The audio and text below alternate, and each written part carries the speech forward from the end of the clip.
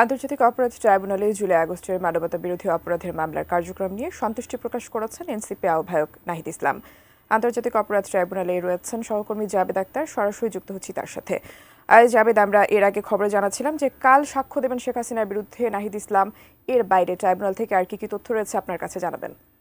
টুম্পা, আন্তর্জাতিক অপরাধ ট্রাইব্যুনালে জুলাই আগস্টের যে মানবতাবিরোধী অপরাধের বিচার চলছে সাবেক প্রধানমন্ত্রী শেখ হাসিনা, সাবেক স্বরাষ্ট্রমন্ত্রী আসাদুজ্জামান খান কামাল এবং সাবেক আইজিপি চৌধুরী আবদুল্লাহ আল মামুনের বিরুদ্ধে, সেখানে 47তম সাক্ষী হিসেবে আজকে সাক্ষ্য দেওয়ার জন্য এসেছিলেন এনসিপির আহ্বায়ক নাহিদ ইসলাম। তবে আজকে ডক্টর মাহমুদুর রহমান, যিনি আমার দেশ পত্রিকার সম্পাদক, তিনি গতকাল থেকে সাক্ষ্য দেওয়া শুরু করেছেন এবং আজও তিনি সাক্ষ্য দিয়েছেন। এরপরে রাষ্ট্রনিযুক্ত যে আইনজীবী শেখ হাসিনা এবং স্বরাষ্ট্রমন্ত্রীর পক্ষে রাষ্ট্রনিযুক্ত আইনজীবী অ্যাডভোকেট আমির হোসেন তাকে জেরা করছেন। সেই জেরা দুপুর 1টার আগে থেকেই শুরু হয়েছে, এখনও সেই জেরা চলমান রয়েছে।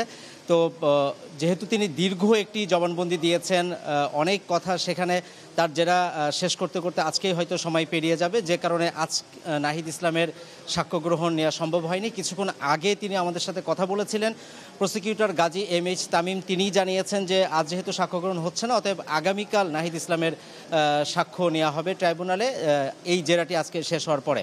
এ সময় নাহিদ ইসলামের কাছে আমাদের প্রশ্ন ছিল যে ট্রাইব্যুনালে যে বিচার প্রক্রিয়া চলছে জুলাইয়ের হত্যাযজ্ঞের যে মামলার, সেখানে তিনি কতটুকু সন্তুষ্ট। তিনি বলেছেন যে এখন পর্যন্ত যেভাবে মামলার বিচার চলছে তাতে তিনি সন্তুষ্ট।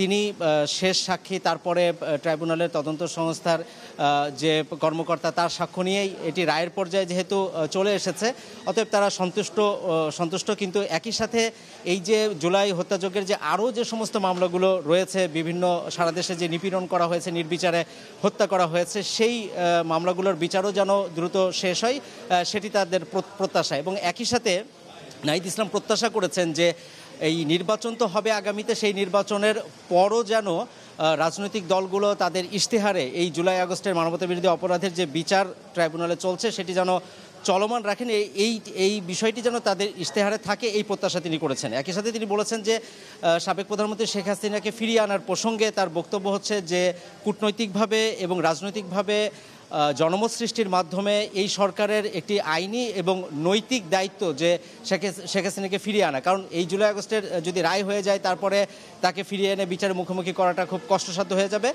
তাদের প্রত্যাশা যে যেভাবেই হোক এই জুলাই আগস্টের যে বিচার যেগুলো চলছে সেগুলো যেন ঠিকঠাক মতো চলে। আর এখনও পর্যন্ত জেরা চলছে। অ্যাডভোকেট আমির হোসেন, তিনি ডক্টর মাহমুদুর রহমানকে জেরা করছেন। তিনি মোটা দাগে যে কথাগুলো বলেছেন যে গত 16 বছরে যে মানবতা বিরোধী অপরাধ যা কিছু সংগঠিত হয়েছে সব কিছুই সাবেক প্রধানমন্ত্রী শেখ হাসিনা করেছেন, শুধুমাত্র ক্ষমতায় টিকে থাকার জন্য। বিচার ব্যবস্থাকে তিনি ব্যবহার করেছেন, নির্বাচনী ব্যবস্থাকে তিনি ধ্বংস করেছেন।